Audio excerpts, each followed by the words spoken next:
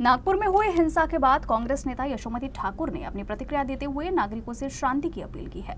साथ ही उन्होंने कहा कि राज्य के किसी भी शहर में इस तरह की हिंसा न हो, इसके लिए सरकार और पुलिस प्रशासन को भी ध्यान देने की जरूरत है। जे काय नागपुरामध्ये घडलं ते अतिशय धक्कादायक आहे।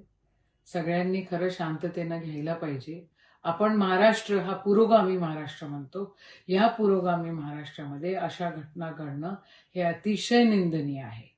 आत्ता हे सगळं थांबलं पाहिजे, सगळ्यांनी व्यवस्थित राहिलं पाहिजे आणि हिंदू, मुस्लिम, सिख, ईसाई आपण संविधानाला मानणारी लोक आहोत। या ठिकाणी सरकारमध्ये बसलेले आदरणीय मुख्यमंत्री आहेत, त्यांचं शहर जर जळत असेल तर मग त्याला काय अर्थ उरत नाही। या सगळ्या गोष्टींवर नियंत्रण ठेवणं अतिशय गरजेचं आहे आणि छोट्या छोट्या काही शिल्लक कारणांवरनं एक दुसऱ्यांना भडकवणं बंद झालं पाहिजे।